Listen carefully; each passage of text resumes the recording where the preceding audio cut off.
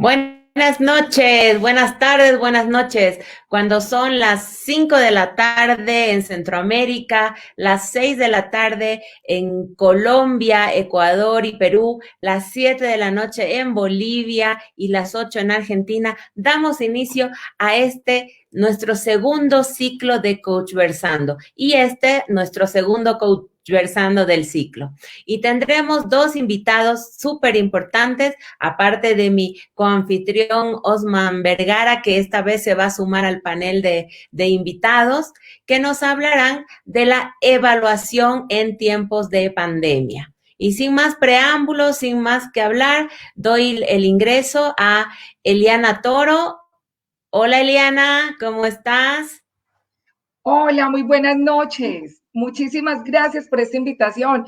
Hoy nos vamos a divertir mucho con un tema que es demasiado importante y sé que demasiadas personas estarán pensando qué iremos a tratar en este rato. Exacto, exacto. Y ya se unió, que estábamos pensando que no lo lograríamos, ya se unió a nuestro panel Milton Gutiérrez, así que le doy la entrada. Hola Milton, ¿cómo estás? Un gusto conocerte. Igualmente, Milka, ¿cómo te ha ido? Todo bien, hemos luchado un poquito acá con el internet que nos estaba queriendo dar una mala pasada, sin embargo ya estamos listos para empezar. De hecho, esa es como la moda de estos días, ¿no? Pelear con el internet, pelear con el Facebook, pelear con el live. Totalmente, pero nos vamos a sobreponer. Y Osman Vergara, mi coanfitrión, que esta vez es panelista también de este Coach Versando, y vamos a empezar a hablar de un tema que ya bien lo decía Eliana, es un tema muy actual y muy importante, sobre todo en esta, digamos, crisis mundial, podríamos decir, que ha sido la pandemia, ¿no? Entonces vamos a hablar de la evaluación en tiempos de pandemia. Hola, Osman, tus palabras de bienvenida. Buenas noches, Milka, buenas noches, Liliana, buenas noches, Osman. Milton, y buenas noches a todos. Es para nosotros tremendo, un honor, un placer compartir con excelente equipo y sobre todo poder conversar sobre lo que llevamos en la sangre y que nos mueve día a día. Estamos todos en el terreno de juego, estamos todos como soldados en el frente de batalla. Somos docentes que nos movemos por esto de la educación, que nos mueve nuestro corazón y es el sentir de nuestra vida. Por lo tanto, me siento muy afortunado de tener aquí como compañeros a Aliana. Aliana es una reconocida profesora, instructora, rectora de la región hermosa de nuestro país, de Antioquia, la rectora de la institución educativa Villajuelos de Medellín, de un sector oficial. Quiero recalcar eso. Tenemos en esta esquina, Aliana, en el sector oficial, que seguramente no contará con algunas premisas con las que cuenta Milton, el cual Milton es el líder coach del Altamira International School de la ciudad de Barranquilla, del sector privado. Por lo tanto, tenemos dos caras de la moneda en un mismo problema, en una misma situación, que es esta pandemia que nos ha cobijado a todos en estas circunstancias. Sin embargo, estamos dando la cara y estamos saliendo adelante. Y la pregunta, entonces, ¿estamos listos? Porque está muy interesante este tema. Totalmente. ¿Ya estamos listos, pues? Totalmente listos. Entonces, ahora sí, vamos con todo. Empezamos con las preguntas y de lo que se trata esto es de que conversemos, de que hablemos de la propia experiencia, de lo que hemos pasado todos en esta pandemia. Bueno, sobre todo ustedes en el ámbito docente, que les ha pegado durísimo, ¿no? Les ha pegado durísimo a ustedes como docentes y también a los estudiantes. Los chicos están en casa haciendo clases por internet y ha sido un cambio total para todos, ¿no? Entonces, yo les pregunto, chicos, ¿en qué momento del proceso escolar los agarró esta pandemia? Eliana, si quieres contestar primero. Listo, O Milton. Muchísimas gracias. No se peleen. Muchísimas gracias, Mirka. No, pues en un momento que lo podemos decir que nadie se estaba esperando esta situación, pero que nos permitió darnos cuenta con todo este proceso. Yo creo que la pandemia nos desnudó, como cuando pasa un huracán y deja todo como así en blanco. Yo creo que eso mismo pasó con la pandemia. Sacó muchas cosas a la luz de lo que las instituciones educativas tenemos que vivir y afrontar diariamente.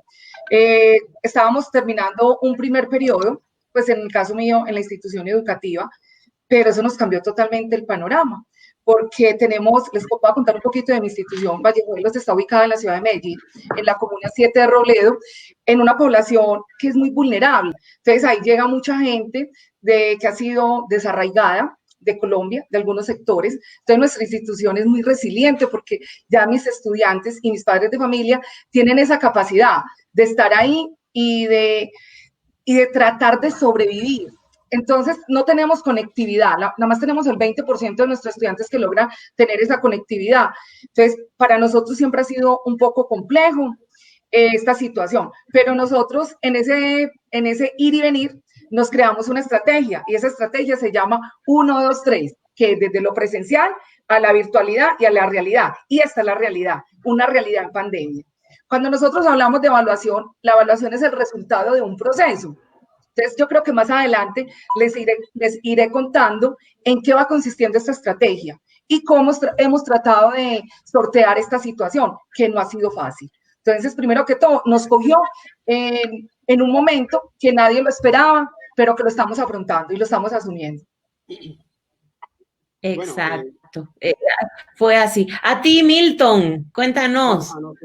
A nosotros igual que a Migeliana nos cogió, como decimos aquí en la costa, acá en Barranquilla, nos cogió con los pantalones abajo, porque todo el tiempo esperamos pues que esto fuese transitorio. Todos pensábamos que iba a ser que no iba a ser nada extenso, tal vez 15, 20 días, y se fueron 5 meses. Yo pertenezco a un colegio, Calendario B, en la ciudad de Barranquilla. Nuestro promedio de estudiantes está en el estrato 4-5. Y a diferencia de mi general, pues teníamos una población totalmente distinta. Un colegio pues que tiene, una buena conexión a internet. Ya veníamos hablando un poco del asunto de trabajar por internet, de trabajar con la suite de Google, con algunas herramientas, pero no era no estábamos listos para esto. A nosotros nos cogió ya casi en el último periodo del año, lo que fue de marzo a mayo, y fue complicado, fue difícil para padres, para estudiantes, para profesores.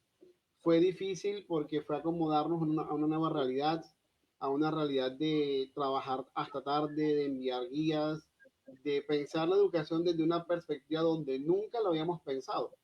Alguna vez habíamos hablado de eso en algunos momentos, pero nos tiraron al agua y tocó comenzar a nadar como pudimos.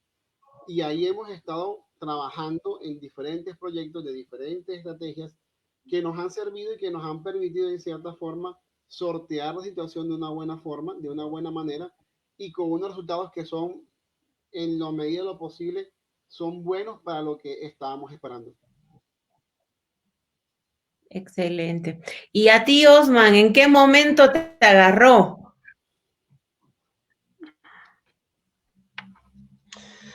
Bueno, igual como dice Milton, nos cogió un día normal de semana, un último viernes y al próximo lunes ya no estábamos en clases. Fue algo sorprendente, como la mayor parte de las cosas de la vida.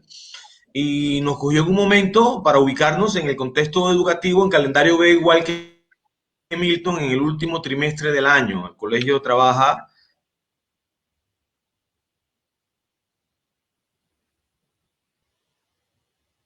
Uy, se corta. que fue diferente, ¿no? ¿Cierto? A mitad de año, a inicio de año, que tener la experiencia desde un cierre de año. Un cierre de año que nos permitió aprender a los golpes y cómo, bueno, realmente me gustaría decir que es una gran oportunidad.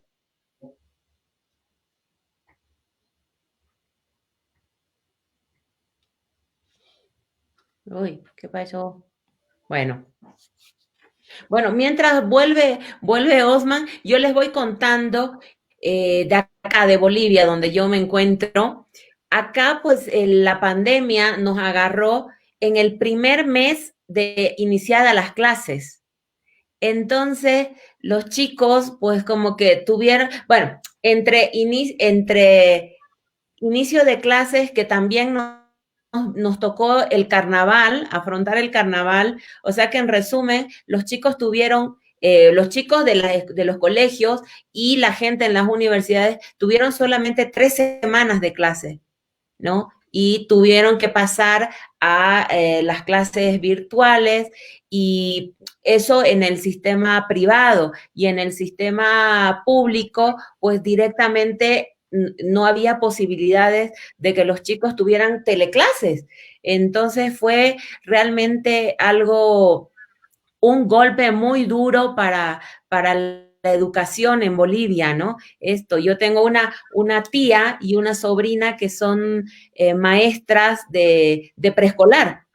Y yo le decía, ¿y ustedes qué van a hacer? Me dice, y no sé qué vamos a hacer porque nos agarra esto y con lo que cuesta que los chiquitos inicien el jardín, inicien el preescolar, el desapego de los padres, el acostumbramiento a los maestros y, y va a ser volver a empezar de nuevo con ellos el próximo año, porque acá en Bolivia, eso es algo que les voy a preguntar, acá en Bolivia ya se declaró cerrado el año escolar, ¿no? O sea, los chicos han pasado directamente al siguiente grado sin haber tenido clases en el año, ¿no? Entonces, no sé qué es lo que están viviendo ustedes en este momento al respecto de este punto. Milka, acá la situación es como variada en el sentido de que, por ejemplo, para los colegios que Eliana, son tú te... para los colegios que son calendario A, que son los que van de febrero hasta diciembre, ellos los cogió en el comienzo del año, así como a ti, y apenas están como resolviendo un par de cosas. A nosotros de calendario B nos cogió cerrando año. Por ejemplo, acá tenemos la prueba de estado, la prueba ICFES, no se presentó, los estudiantes no la hicieron, y eso le generó a los estudiantes el asunto de la frustración de no haber podido presentar la prueba. No tuvieron fiesta de grado, no tuvieron una ceremonia como todo el mundo, como generalmente se hace, y ahora estamos comenzando año nuevo, de una manera distinta. Estamos trabajando de una manera, estamos trabajando un poco como terminamos, intentando hacerlo mejor en lo que va corrido.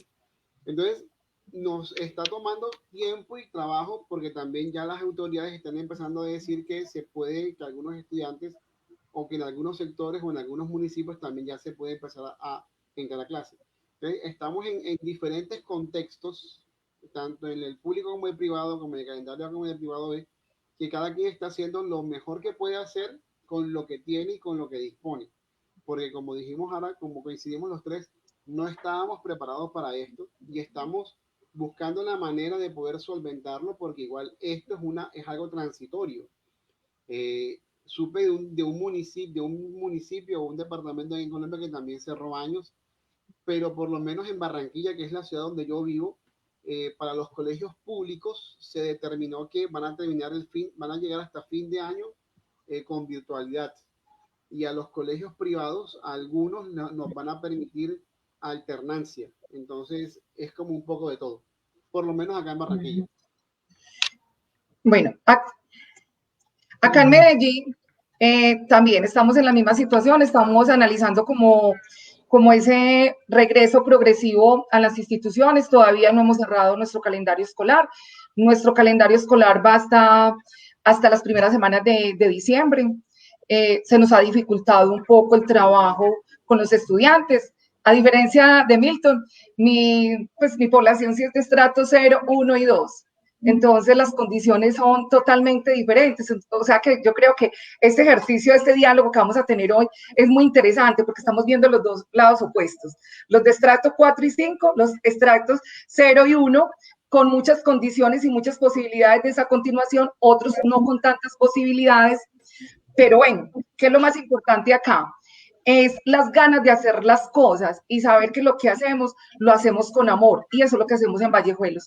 En Vallejuelos nosotros transformamos con amor. Y eso nos ha permitido que nuestra población avance en este proceso. Pues algunos irán muy rápido, otros no tanto. Y hay que pensar en el tema que tocaste, una situación es la evaluación y otra cosa es la promoción. ¿Qué vamos a determinar finalizando un año para esa promoción? Nosotros todavía no hemos cerrado calendario académico. Bien. Y Osman, ¿tú qué nos puedes decir al respecto? Bueno, veo que he estado con interrupciones. Aquí me he perdido algunos espacios importantes.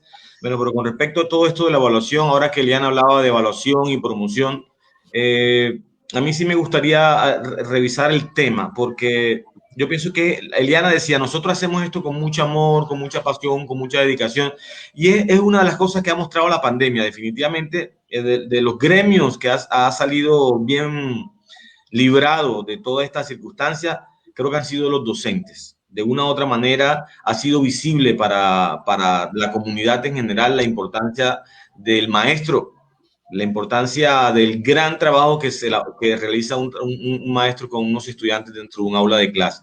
Por lo tanto, esa vocación y ese trabajo dedicado que realizan los maestros en un espacio que ahora tienen que ser observados por los padres ahí en lugar de casa y pueden darse cuenta, es inverosímil, algunos padres piensan que estamos trabajando poco y creo que todo lo contrario. Si antes tocaba trabajar en un salón de clases y tener 5 o 6 actividades preparadas, ahora hay que tener el doble, el triple, simplemente que ahora es más visible para ustedes como padres de familia. Y sí, definitivamente creo que se han dado cuenta del valioso trabajo, como lo mencionó Eliana, de vocación, entrega y amor con el que se hace esto. Y esto lo resalto no para decir que es lindo los docentes, no. Es para recordarles a todos que definitivamente esta situación nos desnuda, como empezó diciendo Eliana, una situación general del país. O sea, y es una oportunidad para revisar los procesos. Hemos estado cambiando procesos, maneras de trabajar, de diseñar, metodologías, estrategias, y solamente dependiendo de la conectividad, se nos olvidó la radio, se nos olvidó la televisión. Tenemos que recordar que tenemos, creo que el 80% de los estudiantes en Colombia desconectados cuando estamos hablando de poblaciones, y solamente un 60-70% de las cabezas municipales. Entonces aquí tenemos a Milton y tenemos a Eliana, son dos casos concretos. Milton creo que tiene, entre comillas, solucionado el problema de la conectividad, de los computadores, de la conexión, y aún así tiene problemas. Imagínense aquellos estudiantes de Eliana que no tienen ni siquiera, si tienen bueno, supongamos que tienen una cobertura que no tienen, pero ¿qué calidad de cobertura? ¿Cómo van a hacer los trabajos? ¿Cómo van a subir? ¿Cómo van a descargar? ¿Cómo van a enviar? Y entonces pretendemos que una guía docente o simplemente un trabajo guiado nos reporte un trabajo referente para medir, evaluar, encasillar, no sé. Tenemos claro que la evaluación es un proceso formativo, constante, permanente, formativo sobre todo, donde debe haber autoevaluación, coevaluación, heteroevaluación. Y realmente yo pienso que no estamos preparados como país para esto. Más bien los docentes, los rectores, las instituciones de la misma vocación y del mismo amor estamos tratando de sacar esto adelante. Pero sí, creo que no es el espacio, pero sí es un llamado para revisar con qué contamos. Aparte de la materia prima, que somos padres de familia, personal docente y administración docente, pero también necesitamos el apoyo sí o sí. Es un problema social y es un problema de país, incluso de región como tal. Pero bueno, si ya estamos así, ¿qué hacemos? Pero sí sería bueno revisar entonces, incluso teniendo aquí la misma diferencia entre Milton y Eliana, incluso estamos haciendo un proceso de exclusión, porque no tenemos las mismas oportunidades. Los estudiantes de Eliana definitivamente no tienen las mismas oportunidades que los estudiantes de Milton. Y si Milton tiene problemas, Eliana, entonces, ¿dónde está? Quiero plantear el punto desde allí. Aquí. Eliana está aquí comprometida, pero les voy a contar que así porque todo no puede ser, o sea, han habido muchos aspectos positivos y negativos, pero yo creo que la institución educativa Vallejuelos lleva 3 años trabajando una propuesta que es con herramientas del coaching. Entonces, está aquí, nosotros teníamos ya un terreno preparado, abonado.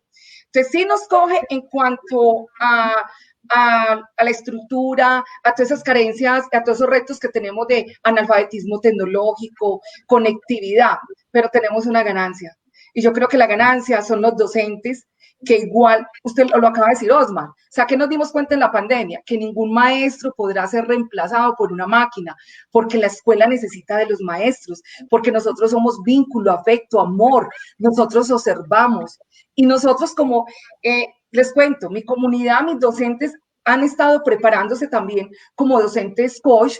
¿Y qué quiere decir esto? Que han potencializado, tienen competencias de escucha activa, tienen competencia de observar más lo que está pasando. Entonces, en el 1, 2, 3, que es la estrategia que les voy a contar, porque no me voy a ir de este programa sin contarles qué pasa con esa flexibilización curricular, que tiene que ver en ese componente pedagógico. Nuestros maestros construyeron sus propias guías, porque ellos integraron sus saberes. Fue un diálogo de saberes. Nosotros a estas alturas, y nosotros sabemos lo difícil que es en el sector educativo, cuando 4, 5, 10 maestros se sientan a integrar esos saberes y a decir, ¿cómo podemos llevar este conocimiento a nuestros niñas, a nuestros niños, niñas y jóvenes de nuestra comunidad? ¿Qué vamos a trabajar con ellos? ¿Qué resultados? Porque volvemos a decir, la evaluación es el resultado de un proceso. La institución educativa plantea varias situaciones. Sabemos que también tenemos la evaluación diagnóstica, la formativa, la sumativa, pero nosotros en este momento no nos podemos quedar en ese número, porque el estudiante hay que valorarlo en su esencia, en lo que está dando, en su conocimiento, que es difícil, claro, porque igual los maestros hacen unas guías, las construyen, los estudiantes se les entregan físicamente a los estudiantes porque no tenemos la conectividad y ellos van devolviendo. Y como tú lo acabas de decir, tenemos encuentros sincrónicos y asincrónicos, que son aquellos que son con la radio, con la televisión, a través del WhatsApp, de una llamada. Entonces, a veces sí es complejo, pero hoy puedo decirlo que mis maestros no se sienten tan angustiados porque han tenido todo ese acompañamiento y todas esas herramientas del coaching profesional y educativo. Bueno, excelente. Osman nos proponía como un tema interesante y es el asunto de cómo afrontamos lo virtual, cómo llevamos lo presencial a lo virtual. Y es bacano cuando nosotros pensamos en el día cuando nos dijeron, bueno, no venimos más. Lo primero que pensamos es, no podemos hacer virtual lo presencial. ¿Y eso qué implica? ¿Cómo lo vas a enseñar? Porque nosotros estamos acostumbrados en el colegio que el profesor es el dueño y el poseedor del conocimiento. Yo sé cómo y tú tienes que repetirlo como lo hago yo. Y lo primero que le dijimos a los profesores es, bueno, intentemos hacerlo diferente. Centremos toda la acción en los profesores, en el estudiante. Centremos la escuela en el estudiante. Porque si no, nos volvemos más de lo mismo. Entonces, ese fue el primer problema. ¿Cómo volvemos lo presencial, cómo lo llevamos a lo virtual? Y que no se convirtiera esto en la activities, en que unas guías cargadas de actividades, unas guías cargadas de cosas y olvidamos el objetivo por el cual colocamos una guía. Entonces, primera cosa era eso. Lo segundo es cómo no volvernos, cómo no ir a hacer lo que normalmente hacemos, que es ir a la red, buscar una actividad, llenar una actividad y ponérsela a los estudiantes para que la resuelvan. Y también fue decir a los profesores es, piensa también en ti. Piensa en que lo que estás planeando te sirva, no que se vuelva en tu carga. Si bien nosotros tenemos la ventaja de la conectividad, todavía tenemos un pequeño porcentaje de estudiantes en mi escuela que tienen datos como los venden ahora, que es un paquete limitado de datos, que son, por ejemplo, 60 gigas. Y cuando llegaste a los 60 gigas, se te acabó el paquete de datos y tienes que esperar al siguiente mes para que te lo pongan. Y, por ejemplo, nadie estaba preparado para este tipo de transmisiones que consumen muchos datos. Y tengo estudiantes que me dicen, Mister, ¿cómo hago? Porque no tengo datos, me toca esperar un mes. Mientras me ponen el internet, mientras nos ajustamos, profesores que se le caía el internet. Yo vivo en una ciudad donde la empresa que lleva la electricidad vive quitando la luz a cada instante y a cada rato, y eso era corte de luz a cada momento. Entonces, se vuelven dificultades que te hacen que el proceso sea mucho más lento y que no sea tan exitoso como tú lo esperas.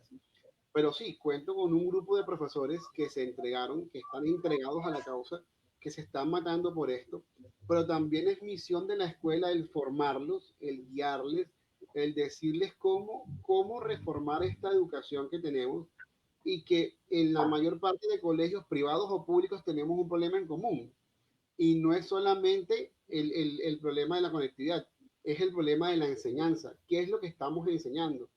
Si tú miras, por ejemplo, la mayor parte de currículos de nuestras escuelas están basados en temas, en temáticas. Jay McTighe, que es uno de los pensadores pedagógicos del momento, él dice que si tú cogieras todo el currículo que tú vas a enseñar, no te alcanza ni el año ni la vida escolar de un estudiante para poderlo desarrollar. Entonces, ¿qué nos tocó con los profesores? Sentarnos a decirles qué es lo esencial, qué es lo fundamental que un estudiante tiene que hacer, qué es lo fundamental que tiene que saber y qué es lo fundamental que debe transferir. Y eso fueron discusiones y discusiones y discusiones, porque para los profesores a nosotros nos encanta enseñar que la Revolución Francesa fue en tal día, que por ejemplo, Osman, que es músico, el asunto de que la escala de do es esto, o que la matemática, los casos de factorización son estos.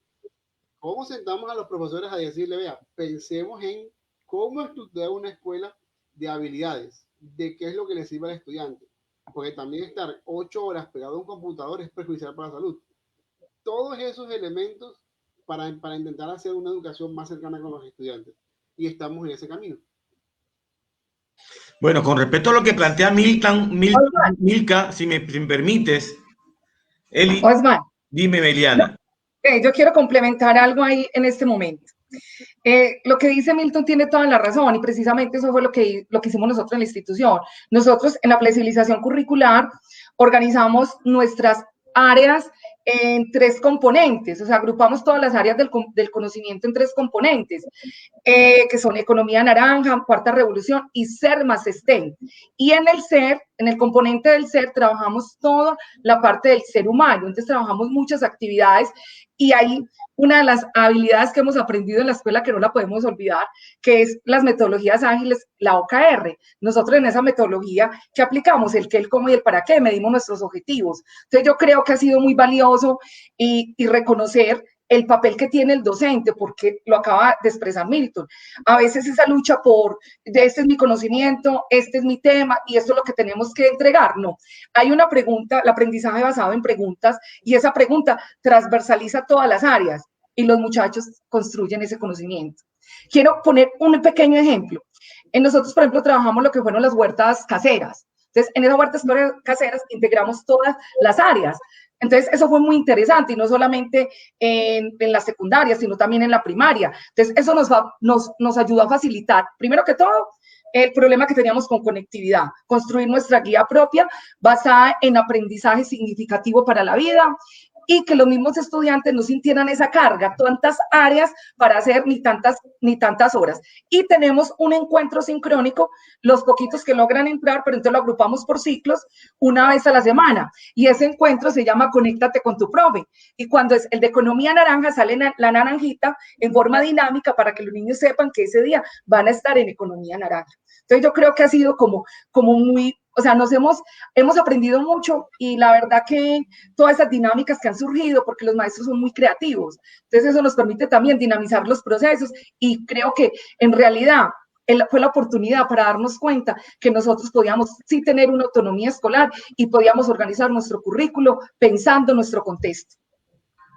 Eli, ya que recogiste todo lo que dice Milton, en lo cual estoy de acuerdo contigo, es precisamente lo que tú planteabas y lo que planteaba Milton. O sea, esto es una oportunidad, porque yo veo dos realidades. Una, que en muchos colegios estamos tratando, no tenemos que dejar de ver que son empresas. El colegio privado como tal es una empresa y por tal debe funcionar.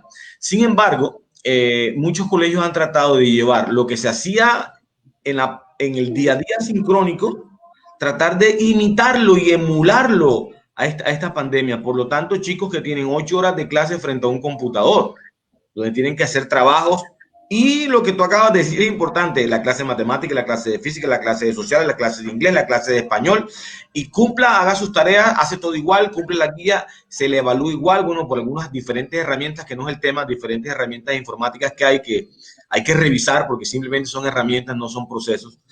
Pero creo que uno de los grandes errores de muchas instituciones del país: están tratando de cumplir con un horario, con unos contenidos y con unas responsabilidades legales, ahí voy a profundizar, que deben cumplir porque sí, porque los padres como tal, en diferentes sectores, deben exigir, si están pagando un servicio, quieren que ese servicio sea de calidad. Y muchas veces esa calidad está relacionada con horas de trabajo, horas de ver al chico sentado, que no se mueva, que está trabajando y se separó del computador porque estás de pie, no estás en clase. Quiere decir que, ¿por qué estoy pagando y tú no estás en clase? Pero resulta que en el colegio de Eliana, que es un colegio que no tiene los recursos, han creado, han co-creado como comunidad, gracias a todo este aporte del coaching y formación de todo su equipo docente, estrategias de aprendizaje colaborativo, donde en realidad nosotros, como institución privada, deberíamos aprender y trabajar por proyectos, aprendizaje basado en proyectos, donde se trabaje un solo tema o un solo proyecto mirado desde las diferentes áreas, y no necesariamente tendríamos que tener horas sincrónicas, pero entendemos que los padres exigen y entienden. Entonces, para todos, no quiere decir que sea una escuela de calidad aquella que tiene a sus chicos 8 horas sentadas frente a un computador, pero sí que tiene 8 horas tal vez con un solo tema, pensando cómo van a resolver un problema, cómo van a trabajar con otros compañeros, cómo van a trabajar desde el emprendimiento. El maestro Subiría decía que la educación tiene 3 principios básicos, creo que era pensar, convivir y leer. Y alrededor de esos 3 ejes fundamentales, el pensar, el convivir y el leer, tiene que desarrollarse todo el currículo. Pero también entendemos que tenemos unos lineamientos institucionales y unos lineamientos nacionales educativos que de una u otra manera presionan a la sociedad a unas pruebas de estado y a ocupar o a clasificar a los estudiantes y a los colegios de acuerdo a un posicionamiento a nivel educativo. Por lo tanto, estoy de acuerdo con Eliana en el sentido, en algunos colegios han hecho lo que está planteando Eliana. Al final del año pasado, se empezó a trabajar, vamos a trabajar por proyectos, y todos trabajamos para no que los chicos no tengan tantas tareas, los chicos no se concentren tanto en el computador. Pero ojo, ¿cuál fue la razón? La razón fue no dejarle trabajo a los chicos y no perjudicar a los chicos en la exageración de la utilización de las tecnologías. Pero realmente ese ejercicio fue producto de la pandemia, cuando en el fondo debió ser un ejercicio de la propia reflexión de la que está hablando Milton, y revisar el quehacer diario y cómo realmente deberíamos trabajar, no por la pandemia. Es que el proceso educativo debe partir de allí, de un conjunto. No sé en qué momento empezamos a segmentar el conocimiento y no forma de un contexto. Por eso los estudiantes hoy están pensando en que la evaluación es una nota, y por eso tú le preguntas a un estudiante de 10º grado de la batalla de Boyacá y no se acuerda, ¿me entiendes? O le preguntas a un chico de los temas de cualquier asignatura de 7º grado y no se acuerda, porque se estudió para 7º. No son conocimientos que se tengan actualizados para ser competentes en su entorno y que sean significativos para ellos. Entonces, la invitación, gracias a él y gracias a Mario, Milton, por recordarme ese tema. Hay muchas cosas, muchísimas cosas que me gustaría tocar, pero demos el chance a Milka, que nos tiene otras preguntas allí. Perfecto. No, es que yo me quedo extasiada escuchándolo hablar de sus experiencias, ¿no? hay un dicho conocido que dice, la necesidad es la madre de la creatividad. Y hoy realmente nos hemos dado cuenta que hemos tenido que llevar a nivel máximo, a máxima potencia nuestra creatividad para hacer que las aulas virtuales se vuelvan aulas activas, aulas hasta divertidas para los estudiantes, porque es verdad, no se puede tener a un estudiante ni siquiera 3 horas conectado a un computador, mucho menos 8, ¿no? Entonces, acá, por ejemplo, en Bolivia, mi referente es Bolivia, a los chicos les dan clases de media hora y más tarde tiene otra clase con otro docente, otra media hora y así. Entonces, bueno, el chico resulta en clases todo el día, ¿no? Porque tienen que saltar y saltar horarios, ¿no? Y realmente me llama muchísimo la atención y de alguna manera me complace el hecho de que ustedes como docentes y muchos otros docentes también reconocen que esta pandemia, si bien que nos agarró en curva a todos y que nos movió totalmente los esquemas, nos llevó a plantear un modelo de educación que ya debió haberse planteado antes, sin pandemia. Así es. Pero fíjate una cosa, Milka, Osman tocó unos puntos que son como interesantes. Por ejemplo, el punto de la evaluación. Una de las discusiones que nosotros tenemos es si en la escuela se evalúa o se califica. Exacto. Es decir, De acuerdo, Milton, de acuerdo contigo. No es lo mismo evaluar que calificar. Y nosotros, como maestros, una de las cosas que nosotros estamos haciendo dentro de mi escuela es justamente esa cultura de la evaluación, no la cultura de la calificación, no la cultura de te pongo un 40, te pongo un 10, te pongo un 50, sino es vamos en un proceso donde vamos creciendo, donde el estudiante primero entiende qué es cuál es la meta a la que va a llegar y a partir de la meta que va a llegar yo le coloco una escala de proficiencia en donde lo voy ubicando y donde por ejemplo en nuestro colegio tenemos una máxima. Nosotros no buscamos llevar al niño al nivel más alto, lo buscamos llevar al siguiente nivel. ¿Eso qué quiere decir? Que si con la prueba diagnóstica que yo hago encuentro al estudiante en un nivel 1, mi meta no es llevarlo al nivel 5, mi meta es llevarlo al nivel 2. Y después junto con él proponer el plan para llegar al 2. Y después aprendizaje próximo. Para llegar al 3.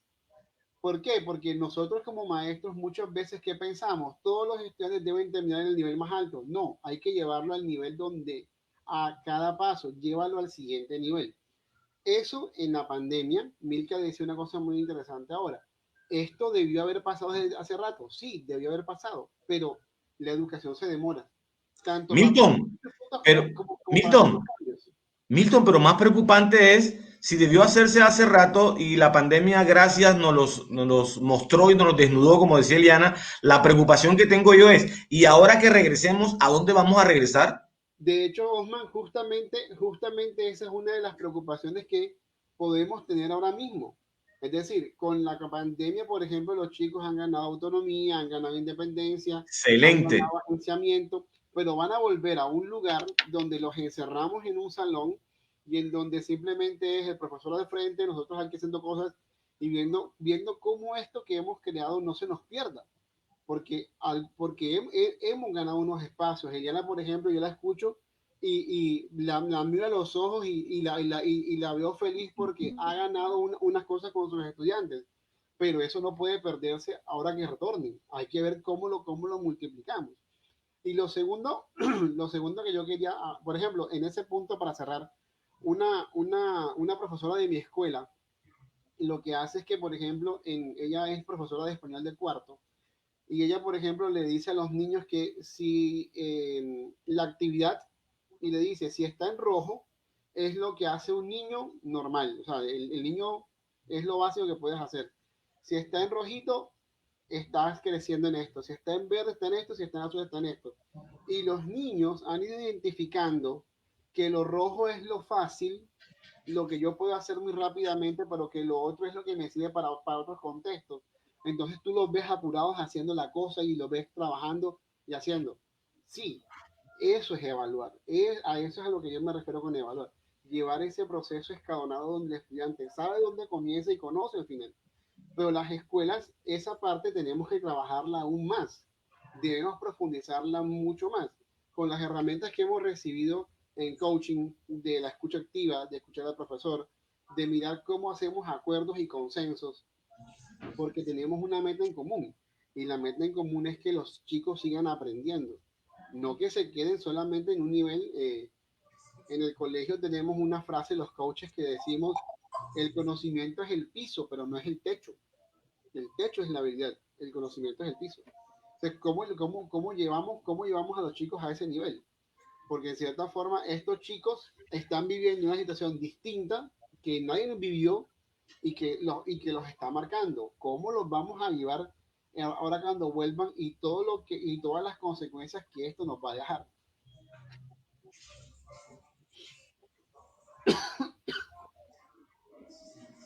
Milka, si me permites, y Eliana me permite. Y es como dice, sí, dime. No, la pregunta fundamental, esto nos ha hecho retomar las preguntas fundamentales. ¿Para qué educamos? ¿Cuál es el objetivo de la educación? ¿Para qué están los estudiantes en una escuela? ¿Cuál es el verdadero objetivo y principio de la educación? ¿Y para qué evaluamos? ¿Y qué evaluamos? ¿Y cómo evaluamos? Estamos ahora cambiando el cómo, ¿no? ¿Cómo evaluamos? ¿Y para qué evaluamos? ¿Y qué tenemos que evaluar realmente? Son preguntas fundamentales. Pero todo eso debe apuntar a la pregunta básica. ¿Y para qué educamos? ¿Cuál es el objetivo fundamental de la educación? Y alrededor de eso es que tenemos que movernos. Y muchas veces las respuestas que damos como instituciones están distantes de esa respuesta fundamental.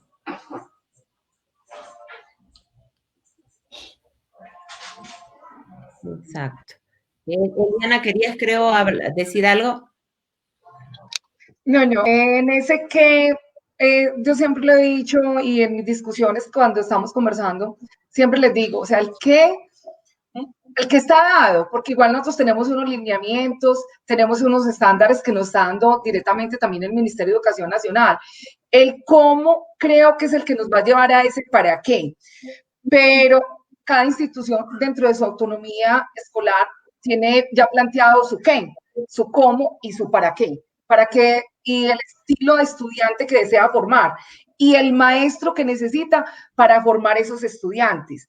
Cuando nosotros hablamos en contexto, precisamente es lo que hacemos. Nosotros hacemos una caracterización de la población, miramos la institución educativa que soñamos y para qué vamos a formar esos estudiantes. Nosotros en Vallejuelos trabajamos mucho la parte del ser. O sea, nosotros primero formamos el ser. Cuando está cimentado ese ser, el complemento es el saber. Porque cuando el ser está ahí presente y nosotros le estamos fortaleciendo sus habilidades para la vida. Y yo creo que aquí la clave de todo esto es ir elevando el nivel de conciencia del maestro. Cuando un maestro es consciente de su labor, va a tener esos para qué. Yo creo que esos para qué van a ser todos esos resultados y van a salir. Porque al fin y al cabo la evaluación es ese resultado, el resultado de un proceso, y lo acaba de decir Milton. Nosotros manejamos unos indicadores y lo que hace la profesora del grado cuarto con unos colores, nosotros lo podemos hacer estilo termómetro. Los estudiantes van acá, entonces uno les dice muy graciosamente, bueno, la meta está allá y esa es la competencia. Arrancaste, pero muchas veces en ese camino vas a encontrar muchos obstáculos, pero entonces ahí llegaste hasta acá, llegaste hasta este nivel. Mira, ya estás próximo para alcanzar esa meta. ¿Cómo vamos a regresar? Y lo acaba de decir Milton, hemos aprendido muchas cosas y yo creo que en el momento en que la pandemia nos desnuda, nos hace más vulnerables, porque nosotros también nos volvimos vulnerables, porque nuestras emociones todas salen a flote, nos dio miedo. Nos da miedo de contaminarnos, nos da miedo del virus, nos da impotencia, que es esa rabia porque tenemos que estar encerrados, pero a la vez también tenemos esa alegría de saber que podemos volver con unos seres humanos más potencializados, porque si en realidad en toda esta época, en estos 5 meses y medio, no nos hemos dado cuenta de lo frágiles que somos, que necesitamos del otro, que necesitamos de un aprendizaje para la vida, que necesitamos de un aprendizaje colaborativo, creo que perdimos nuestro tiempo entonces, en la casa. Perdimos ese tiempo en la casa y no nos estamos dando cuenta ni nos estamos permitiendo ver que nuestros niños quieren, es eso, quieren un maestro que no solamente les dé amor y les dé conocimiento, sino un maestro que acompañe verdaderamente en ese proceso y que ese proceso sea genuino para la vida. Tu micrófono está apagado, Milton. Perdón, fíjate que en mi escuela las profesoras de preescolar nos contaban, de preescolar primero, segundo, nos contaban que habían días en donde ellas terminaban la clase y de pronto los niños le decían, pero Miss, ¿me puedo quedar un ratito contigo, hablando contigo? Y las profesoras, no, quédate, no te preocupes, y seguíamos hablando y seguíamos conversando. Porque esta pandemia, de cierta forma, también nos ha enseñado que el problema también es el contacto. La educación requiere un contacto, requiere que yo esté con mi estudiante, que lo abrace, que lo conozca, que le diga, que lo apapache. Y de pronto sentir, por ejemplo, que en esta pandemia, lo que en este primer arranque de año, mis estudiantes, por ejemplo, no han conocido, bueno, nosotros tenemos 7 profesores nuevos y los han trabajado por Zoom y todo el cuento y son muy dinámicos y todo, pero falta el verte, falta el contacto, porque la educación es eso, la educación es el contacto entre un maestro y un estudiante y que busque la proeficiencia de él, que él sea mejor cada día. Y obviamente la pandemia con esto de que debemos estar alejados 1 metro, 2 metros, nos va a dejar también como ciertos rezagos de, bueno, ¿cómo lo hacemos? ¿Cómo esto que es nuestra vida diaria, estar con los estudiantes lo podemos hacer todavía mejor? Pensando también en ellos, en el futuro, en el para qué les sirve. Nietzsche decía que si tú tienes un porqué, superas cualquier cómo. En la escuela una de las grandes dificultades que hemos tenido es tener eh, visiones compartidas del currículo, que todos estemos viendo hacia el mismo punto. Y la educación tiene un problema, y es que los profesores normalmente somos islas, y nos encanta ser islas, cada quien por su lado. Y ahora, ¿cómo comenzamos a unir puentes para que sigamos uniéndonos y veamos la escuela como un ente vivo donde todos estamos dándole y todos estamos en pro de construir una mejor evaluación y un mejor proceso con los estudiantes? Yo voy a ser un poco revolucionario aquí con ustedes. Yo siento esto muy romántico. Y yo siento esto muy romántico. Totalmente de acuerdo con todo y creo que todos los docentes que tenemos esta vocación lo vemos así. Sin embargo, la realidad es distinta. ¿Cómo hacemos? ¿Cómo hacemos para trabajar con niños de transición, primer y segundo grado, aquí en el computador? A ver, ¿cómo lo hacemos? ¿Cómo hacemos para evaluar a los estudiantes? Entendiendo lo que es una verdadera evaluación. Que Osman, no sea simplemente verificar y calificar un conocimiento. ¿Cómo? en el colegio, Explíqueme cómo, en el cómo. A ver, colegio, quiero saber cómo son las herramientas que tienen ustedes para evaluar a esos chiquitos de Osman, transición. mira, una de las cosas que en las reuniones de profesores, la mayor parte de mis profesores me dicen, Milton, ¿cómo vamos a hacer con los papás? Porque me decían, es que el papá le pone en la parte de atrás las respuestas y se ve que lo está leyendo. Y yo simplemente les decía, Maravillosa respuesta y te digo por qué. yo le decía, Nosotros estamos formando en conocimientos y en respuestas incorrectos y 100 y valoración. Y se nos olvidó formar en ética y valores, en autonomía y toma de conciencia, como dijo Eliana, no solamente a los docentes, sino a los estudiantes. ¿De qué me sirve tener 50 estudiantes en 100 si todos se han copiado? O sea, ahí es la esencia. ¿sabes también dónde está el problema, Osman? En que, por ejemplo, se nos olvidó que los papás también son parte del proceso. Y una de las cosas que le digo a los profesores es, ya usted sabe que el papá va a ayudar a su hijo, es la tendencia natural del ser humano, porque se llama protección. ¿Qué tiene que hacer? Ingéniese algo para que usted también sepa lo que el papá le está diciendo al hijo. Milton. En esas herramientas. Dos, en el asunto, por ejemplo, en el colegio, las profesoras de preescolar lo que estaban haciendo era que hacían videos donde le explicaban la clase a los niños y después ellos iban imitando. Es un trabajo desgastante porque a las profesoras de primaria y de preescolar del colegio, de grados bajos y de preescolar, les tocaba hacer prácticamente material de un día para otro, intentando hacer no la cartera, sino el formatico, la cosita, el videíto, la explicación, el vamos a hacerlo juntos. el vuélvelo a hacer, el pensar que el estudiante maneja rápidamente esto donde no fue tan sencillo. Y ahí más o menos fuimos trabajando con los niños pequeños desde esa perspectiva e invitando a los padres, porque obviamente el padre fue parte fundamental de este proceso. Decía al papá, acompáñenos, aunque nos decían que el maestro soy yo, no él. Entonces fue hablar con los padres, invitarlos al proyecto, mostrarles qué tenían que hacer y cómo hacerlo. Es que se escucha romántico y se escucha bonito, porque te estoy contando el final de la obra, no te estoy contando todo lo que hicimos para llegar a ese final bonito. Pero mira, Vilca, ¿me permites? Es que ese es el problema. El problema no es la copia. El problema es que insistimos con una metodología que propicia e invoca la copia. La idea es que tenemos que desmitificar la copia como la evaluación individual. Aquí vamos a hablar de co-creación. Cuando tenemos conocimiento, trabajo colaborativo, ese tipo de conocimiento, de la misma manera tenemos que trabajar. No es posible que trabajemos el proceso de enseñanza de una manera colaborativa y relacional y luego tú pretendas con una evaluación, con un examen, evaluar lo que hiciste de otra manera, ¿me entiendes? Entonces, el chico que hace se copia, punto. Y si no podemos parar la copia, ¿qué hacemos? Bueno, volvamos a la copia una herramienta metodológica que nos permita tener ese mismo conocimiento. Entonces, si no podemos contra la copia, unámonos a ella. No es mala. ¿Quién dijo que es mala la copia? ¿Sí me entiendes? No sé si estoy claro en la apreciación.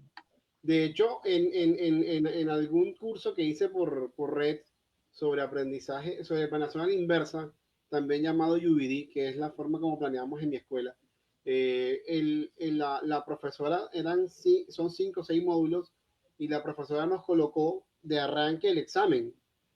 Y la primera cosa que nos dijo fue, haga el examen hasta que saque 100. Si usted tiene que repetirlo 5 veces, no importa, repítelo 5 veces, pero hasta que... Maravilloso.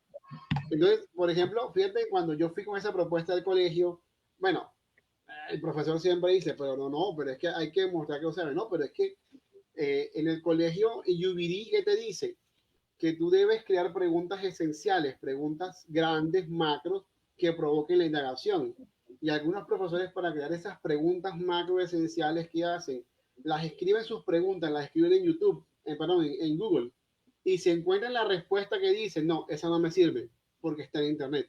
Porque lo que estamos buscando es que el estudiante indague, busque, proponga, proponerle problemas difíciles para que él mismo encuentre una solución. La profesora de ciencias, por ejemplo, de séptimo, está utilizando el conocimiento de la ciencia en un proyecto que está haciendo para que los chicos puedan comprender cómo el concepto de célula, de unión de cosas, cómo lo podemos utilizar, cómo lo transferimos para poder encontrar soluciones a diferentes problemas como la pandemia, la guerra o situaciones económicas en los países. Los peladitos están encartados con la profesora y van a la clase, intentan, hacen. Y estamos aprendiendo en eso, estamos aprendiendo, estamos desaprendiendo para poder aprender. Y ese es el reto. Y eso es lo que, esta fuerza que estamos teniendo por la pandemia es lo que no podemos perder.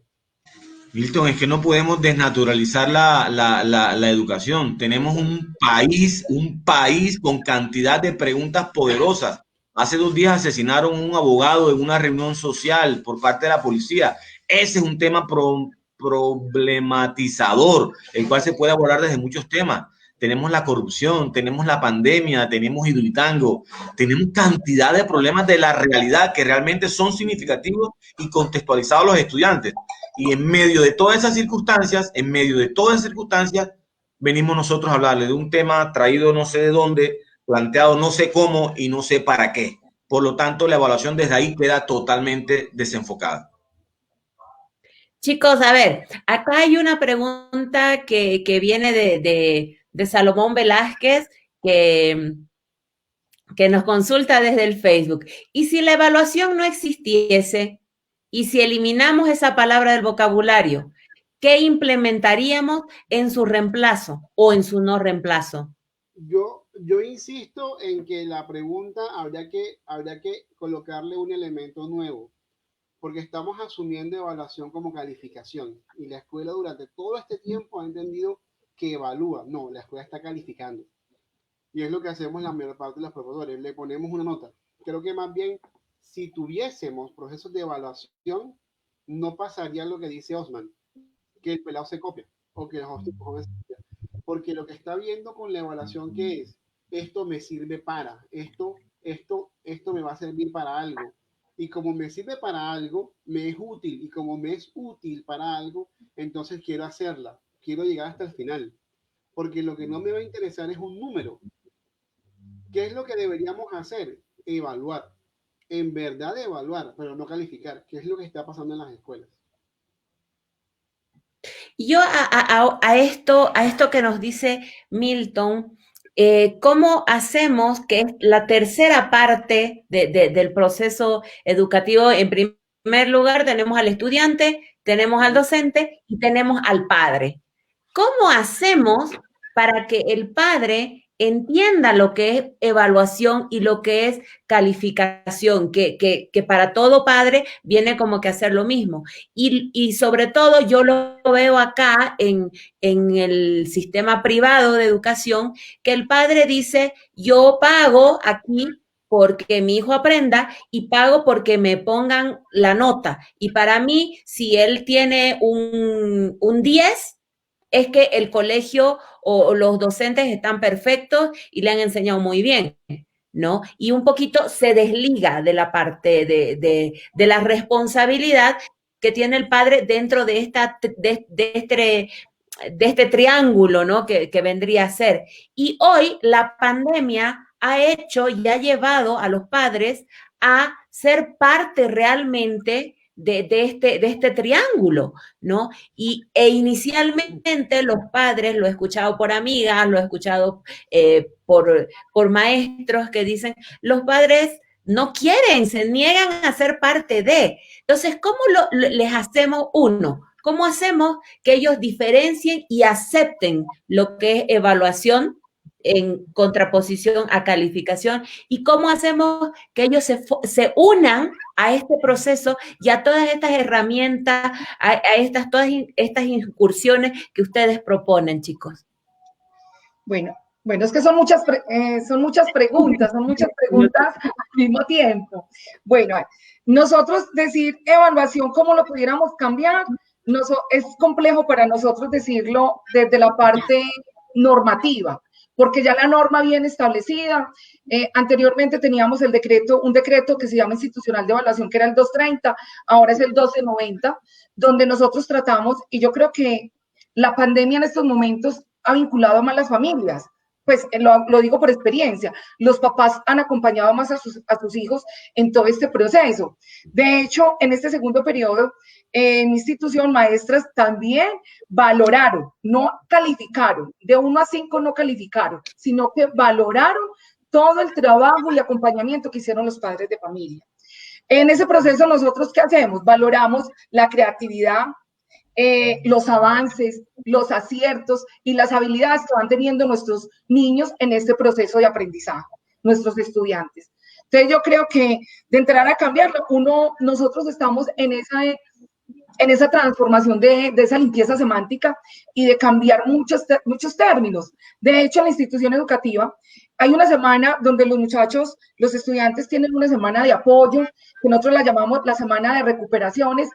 Acá en Colombia, nosotros en la institución la llamamos la semana de las oportunidades. ¿Por qué? Porque un joven, cuando no ha alcanzado esas metas, ¿qué le dice al maestro? Profe, me va a dar otra oportunidad. Entonces nosotros dijimos, esa es la palabra para que ellos interactúen, la semana de las oportunidades, donde esa semana vincula y le dice al estudiante, bueno, no alcanzaste esta competencia, no alcanzaste este logro, vamos a trabajarla para que la logres en esta semana. Entonces yo creo que ahí hay varias preguntas muy interesantes, pero desde la norma, nosotros la palabra evaluación ya está y está dada por norma, pero en los colegios donde estamos en estos momentos con la autonomía escolar y cambiando ciertos parámetros, podríamos decir que es mejor el reconocimiento, reconocer y valorar lo que hacen nuestros estudiantes para aprender. Construyendo sobre lo que dice Eliana, mucho de lo que dice el Ministerio de Educación se basa justamente porque utiliza la palabra evaluar. Y prácticamente todos los decretos y los documentos que vienen del Ministerio de Colombia, de Educación de Colombia, hablan de evaluar y te muestran cómo debe ser todo el proceso. Algunas veces cuando yo hablo con los profesores y les pregunto, por ejemplo, ¿cómo te propone el gobierno que evalúes español? No, pero es que piensan que eso es como cuadricularme y que es encerrarme no, te estoy dando más posibilidades para que hablemos un mismo idioma. En mi escuela, con relación a lo que tú preguntas, con relación a los padres, eh, no ha sido fácil, pero tampoco ha sido difícil, porque los muchachos, y Osman sabe lo que creo que es testigo de lo que voy a decir ahora, nuestros colegios, los estudiantes son muy noteros, son muy de nota, de estar pendiente de cuánto saco. Entonces, si tú quieres conocer, dicen por ahí que si tú quieres saber con quién te casaste, sepárate. Y si tú quieres saber el tipo de estudiante que tienes, ponle un 10 o ponle en la nota más baja. Y ahí vas a conocer a tu estudiante. Entonces, cuando a nosotros nos llegaron los papás el año pasado con muchas dificultades académicas y evaluativas, le comenzamos a mostrar el proyecto de Altamira, de evaluación que tenemos a 5 años, y todos los papás dijeron, fantástico, maravilloso, nos parece bien, porque ahora sí en verdad estamos evaluando el conocimiento, la habilidad, cómo estás comprendiendo esto, cómo lo estás haciendo vida en la realidad que tú tienes, pero no faltó el papá que también es notero, el papá que espera que su hijo siempre llegue a la casa con la E, con la S, con el 5, con el 4, con el 100, y obviamente se molesta.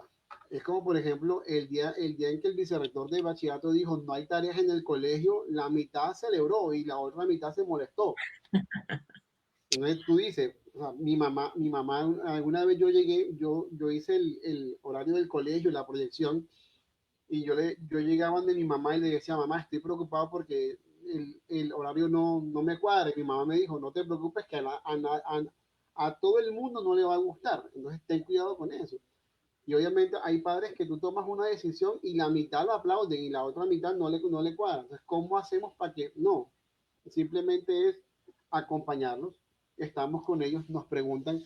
Por ejemplo, mi profesor de matemáticas de noveno y de décimo me decía ayer, mira, lo que pasa es que los pelados están en el pensamiento matemático, no piensan, repiten, entonces no saben. Entonces tiene la pelea con los muchachos porque les está enseñando a pensar matemáticamente. Y los papás están peleando con el profesor porque no avanzan en el tema. Entonces son tres visiones distintas. La visión del profesor que te quiere enseñar a pensar matemáticamente, la visión del estudiante de la matemática simplemente como un procedimiento de 1 más 1, 2, y la visión del papá de yo estoy pagando para que mi hijo avance. Entonces, sobre esas tres aguas nos movemos nosotros. Y a eso yo quiero hacer algo ahí que con lo que acaba de decir, es muy cierto. Usted, el padre de familia, usted le puede decir algo muy lindo de su hijo y le puede decir, mire, la parte de evaluación, sino como el reconocimiento, pero los papás no. Apenas que usted le diga todo a su hijo, en la parte, no, profe, venga, no, dígame cuánto es eso. Dígame, no, yo no le entiendo, dígame si eso es un 4, un 5, o ganó, perdió, dígame, profe, no que me diga si ganó, perdió, para yo irme tranquilo.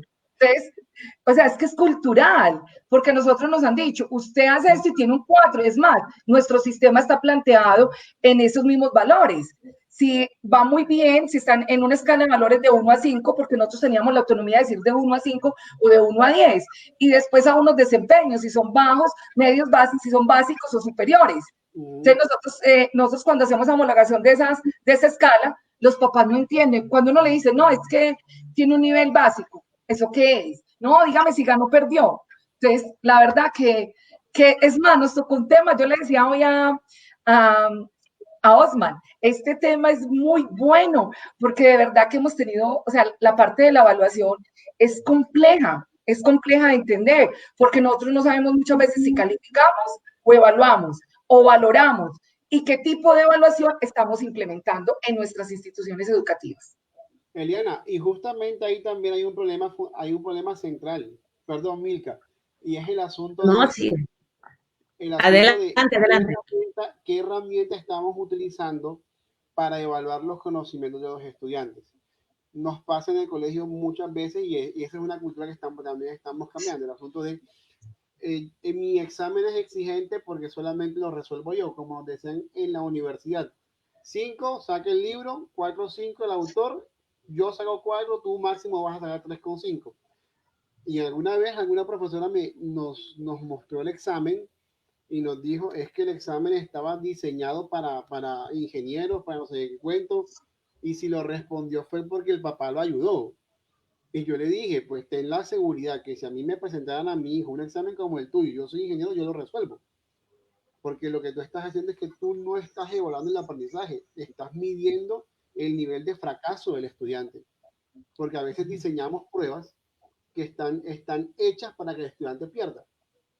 Porque no preguntamos qué sabes, cómo lo aplicas, sino qué no sabes. Y yo muchas veces cuando fui profesor, yo creaba esos exámenes y yo pensaba que lo estaba haciendo bien, cuando en verdad eso no es lo adecuado. Evalúa para lo que el estudiante sabe, para lo que el estudiante puede hacer, porque en sí la evaluación es un proceso de saber dónde estoy y hacia dónde y qué me falta para llegar a la meta final. Pero la evaluación no puede ser simplemente tú eres un 80, tú eres un 70, que en parte ese es el problema que tienen los exámenes estandarizados como el ICFES. Tú eres un 410, tú eres un 520, tú eres un 180. ¿Y qué es eso? Simplemente una estandarización de un conocimiento o de unas aplicaciones dentro de un contexto, pero que no me dicen nada de mi realidad. Entonces, por ejemplo, hace poco alguien decía que en la columna de los Danieles, Daniel Samper decía que el actual presidente de Colombia sacó 260 y pico, y el que va a jugar a Uribe en el concurso de méritos no alcanzó el mínimo para ser ascendido. Entonces el tipo decía, eso demuestra que las pruebas estandarizadas no sirven para nada. Simplemente no te muestran una habilidad, simplemente te muestran lo que tú puedes alcanzar a hacer en un momento. Y esa situación también hay que hablarla muy al interior de los colegios. Si las herramientas que estamos utilizando para evaluar a los estudiantes son las adecuadas para el contexto en el cual nosotros estamos trabajando. Bueno, yo quiero decir algo acá, porque es que de verdad que estos temas, sobre todo a nosotros que estamos acá, nos inquietan y nos mueven.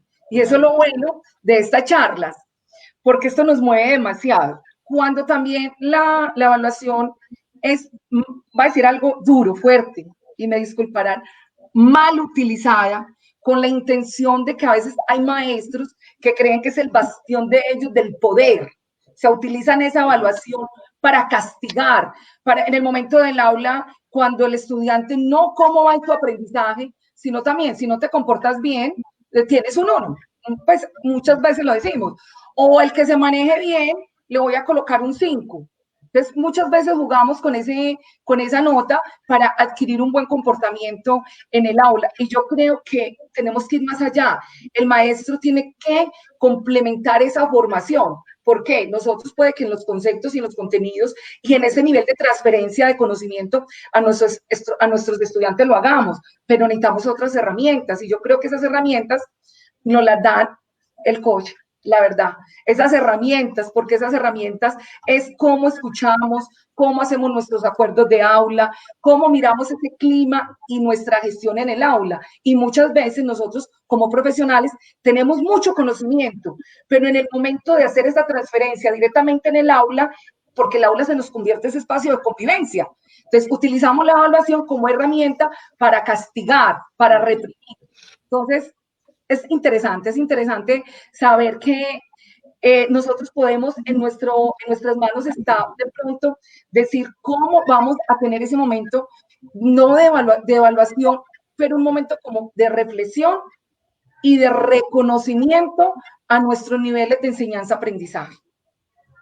Yo he estado escuchándolos y he estado pensando la pregunta que nos plantearon ahorita. ¿Con qué palabra reemplazaría la palabra evaluación?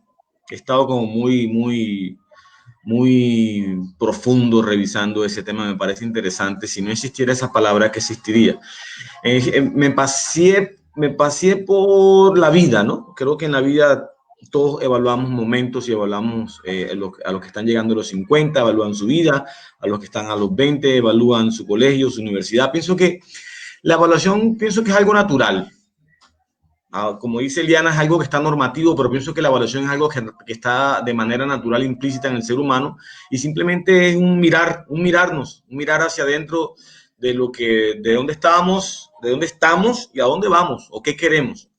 Por lo tanto, sería como un pasado, un presente y como un paprefu. Estoy haciendo el ejercicio de la persona que escribió. Paprefu sería mi nueva palabra. Paprefu. Paprefu sería pasado, presente y futuro. ¿Cómo estaba yo antes? ¿Cómo estoy yo ahora y hacia dónde quiero ir? Esto que me están enseñando, ¿qué me aporta a lo que era, a lo que soy, a lo que deseo? Bueno, esa es la respuesta a la palabra de la persona. Sin embargo, quiero agregar otros elementos y condimentos a lo que ustedes están planteando. No podemos olvidar que en este proceso biológico, en las etapas de desarrollo de los estudiantes, de los niños, hay diferentes momentos y sobre todo la parte evolutiva es muy importante.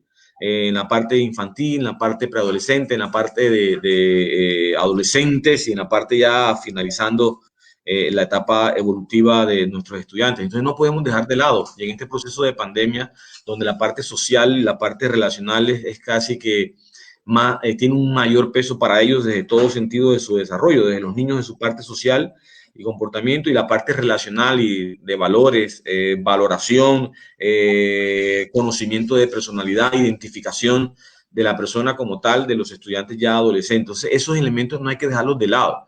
Y pienso que es importante todo lo que hemos estado hablando. Sin embargo, la pregunta es cómo hacemos entonces para que un chico sea toma de conciencia, de lo que estamos hablando de herramientas de coaching, para que tome conciencia de lo que realmente está aprendiendo, por qué lo está aprendiendo, para qué le sirve y que no se fije solamente en una nota como dice Milton, porque la única motivación que tiene un estudiante en la escuela es sacar una buena nota. Eso simplemente le alimenta el ego o le da un premio el papá porque le compra el último iPhone si gana el año o si se gana una medalla o un reconocimiento.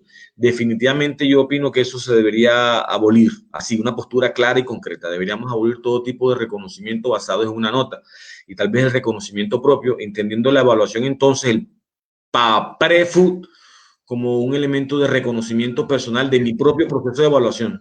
¿Qué estoy aprendiendo? ¿Qué necesito aprender? ¿Y qué quiero aprender? Más que una herramienta, como lo plantea del docente para que estúpidamente creamos que tenemos el control y el poder de una clase, que me parece ridículo, porque somos maestros, no policías, así de sencillo. Pienso que es una herramienta del propio estudiante para revisar su proceso. Por eso hablamos de autoevaluación. Bueno, obviamente tenemos que evaluarlo y darle un feedback, pero que él sea el dueño del proceso, que él sea absolutamente el dueño de su proceso. Él es la estrella y él es la esencia de nuestro fundamento educativo. Osman, recuerda que históricamente hablando, la escuela nace en la mitad de casi en la mitad, casi en la edad moderna, en plena revolución industrial. Era industrial, claro. Y justamente la escuela, ¿por qué nace? Porque necesitábamos obreros y la disposición de la escuela, lo que se hace, la manera como se tenía, era justamente imitando una empresa. Todos viendo la cadena de producción, viendo al tablero, pendientes de un sonido que cuando suena la primera vez me da alegría porque es el recreo, pero cuando suena la siguiente vez ya me causa tristeza porque es volver a clase. Y la escuela siempre ha estado atada al modelo económico que tenga cualquier país. En ese sentido, la escuela responde a una realidad social que está alrededor de ella. En ese sentido, ponle a la evaluación el nombre que tú quieras. Llámala paprefu, llámala papita, llámala formativa, llámala sumativa, llámala como tú quieras. Pero si la evaluación no tiene un norte y un sentido y el estudiante no hace parte de ella, seguirá haciendo lo mismo, calificación. Porque la idea de la evaluación es justamente que el estudiante sea partícipe de ella. Nosotros, por ejemplo, yo muy rara vez como profesor, y lo debo admitir, muy rara vez creé una rúbrica sobre una tarea que vamos a hacer y le pregunté a los estudiantes, ¿ustedes qué opinan? ¿Cuáles deberían ser los criterios de éxito que deben tener los estudiantes para hacer una presentación? Los profesores que lo han intentado sacan unas vainas bacanísimas y los pelados se sienten parte del proceso porque yo estoy ahí.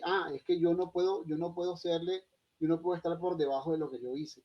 Entonces, en ese sentido, la evaluación debe ser participativa, que el estudiante haga parte de ella, que sepa qué es lo que tiene, pero que también sepa para qué le estamos enseñando esto.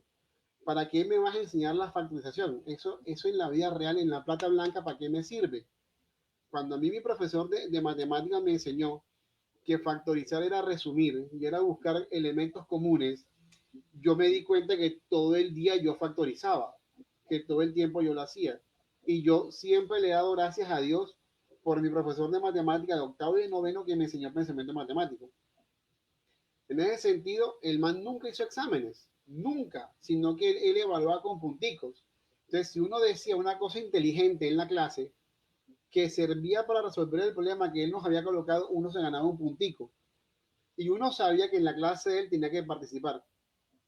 ¿Por qué? Porque si uno no participaba, sacaba cero. O sea, yo mismo era el responsable de mi nota. O sea, no dependía ni del machete, nada. Y mis compañeros me decían, no sé qué cuento. Entonces ahí comenzó el trabajo colaborativo porque yo le decía al que sabía, al que no sabía. Y ahí comenzamos ¿por qué? Porque la idea cuál era, ganar matemáticas. Y a todo el mundo le gustaba el modelo. Entonces, en ese sentido, esa imagen de escuela es obviamente por el producto de la imagen de los papás que también la tienen. De si usted gana el año, yo le doy un premio.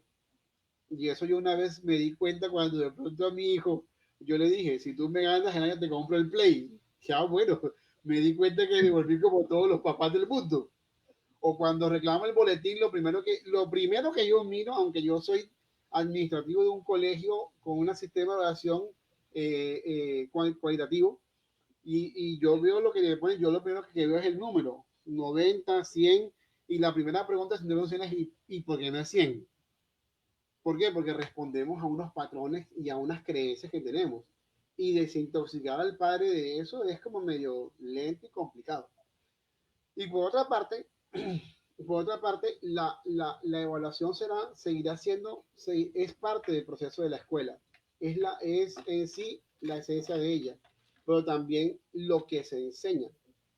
En las escuelas el currículo debe responder, es la forma como respondemos a la misión, como lo hacemos vida. Entonces, también es qué le estamos enseñando al estudiante. Le estamos enseñando lo fundamental, lo vital, si lo hacemos partícipe de él, porque si no, vamos a seguir en el mismo círculo vicioso.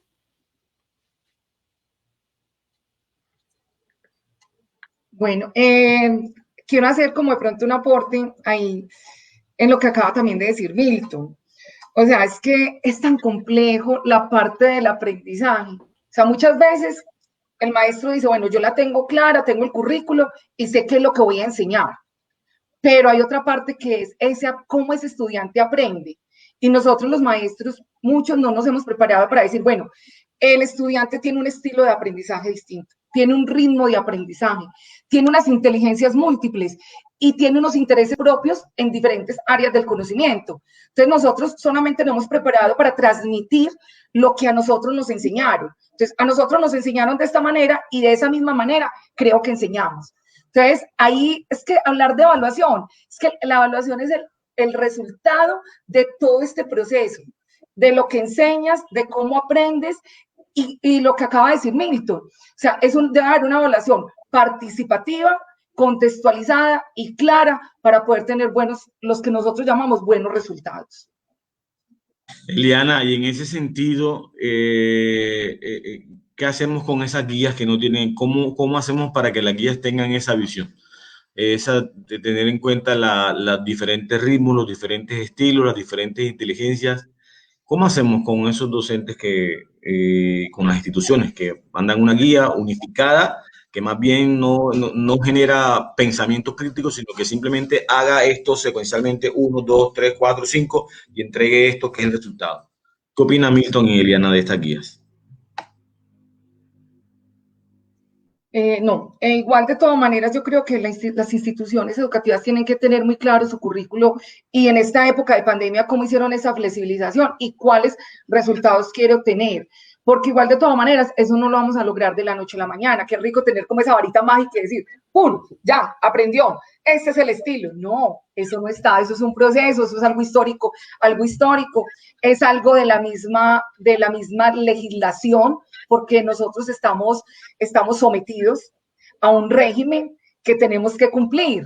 Entonces, muchas veces cuando uno trata de salirse de un poco de esos parámetros, va a ser a veces juzgado, bueno, y ella por qué lo está haciendo así, esta institución, pero cuando uno se da cuenta que uno está trabajando en un contexto, porque uno ya hizo un previo análisis de ese contexto al cual uno va a trabajar y va a proyectar su proyecto educativo institucional, yo creo que aquí es donde surgen las cosas maravillosas, y yo creo que las cosas con sentido pedagógico, donde el maestro dice, no, mi nivel de conciencia se ha elevado, porque lo que en realidad este contexto necesita es este saber, este conocimiento, porque lo están pidiendo a gritos.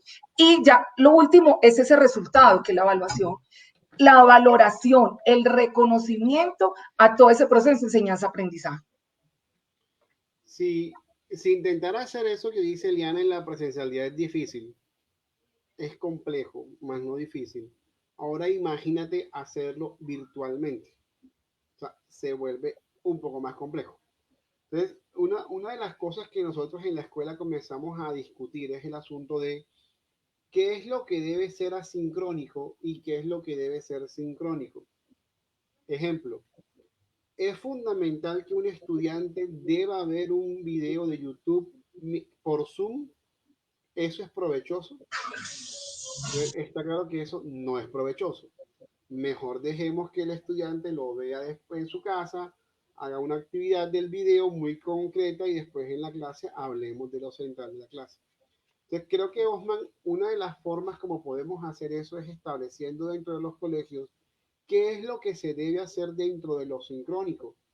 Aprovechar la hora, los 50 minutos, la hora y 20, lo que dure la clase sincrónica, sacarle el provecho, utilizar los grupos de Zoom, utilizar estrategias de pensamiento visible, utilizar organizadores gráficos, las 1253 aplicaciones que hay para hacer trabajo colaborativo de pronto en Internet, donde uno puede ir midiendo.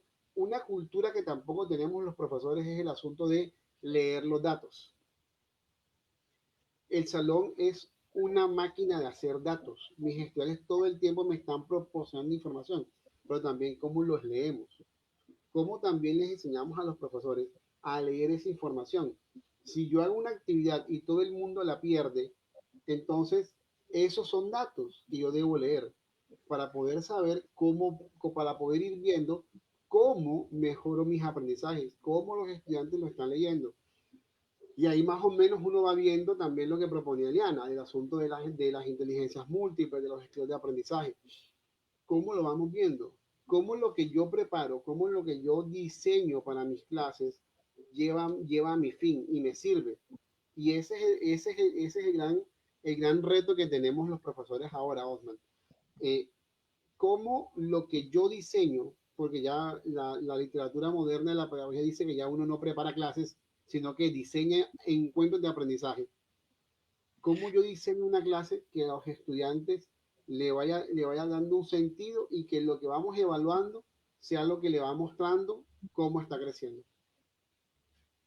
Excelente, excelente, chicos. Esta conversación ha estado tan buena que nos hemos pasado bastante en el tiempo, entonces tenemos que ir cerrando acá, así que los invito a ustedes a dar su despedida y bueno, ya vamos a tener otro conversando para seguir hablando de este tema. Eliana, tu despedida, por favor.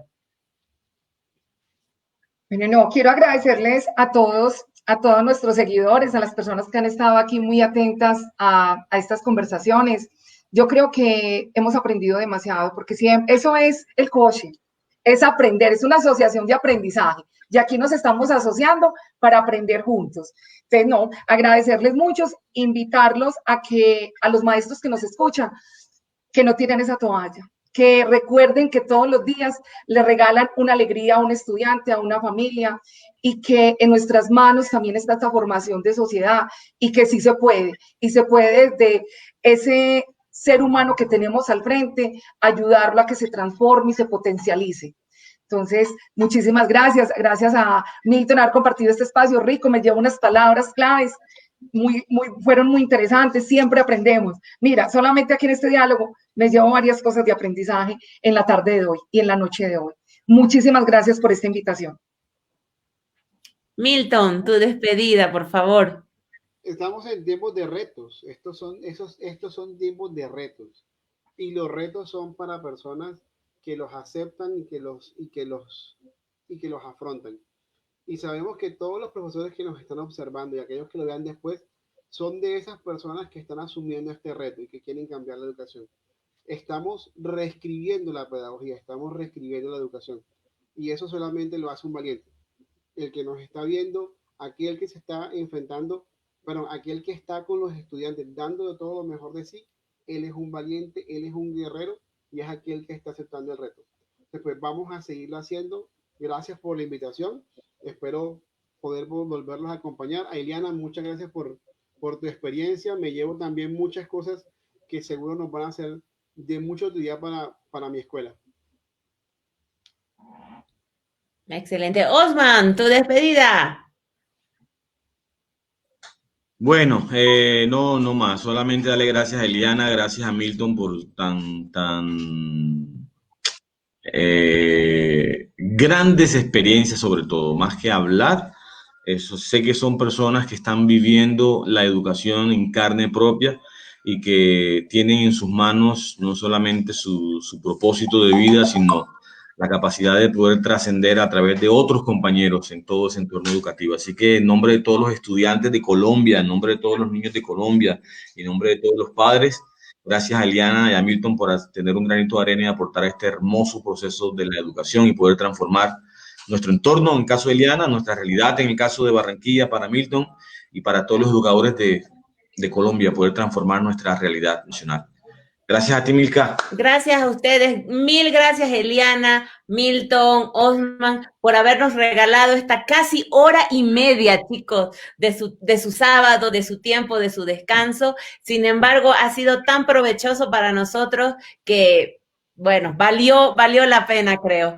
Entonces, gracias por parte de Coach Hart, gracias por parte mía y nos veremos el viernes 18 en otro Coachversando. Y que esta no sea la última vez que estén acá, esta es su casa, así que los invitamos para otra oportunidad y a seguirnos todos los viernes desde septiembre y octubre hasta el 16. Bueno, mil gracias familia, mil gracias amigos, excelente charla. Adiós, nos vemos el próximo viernes. Chao, chao. Chao.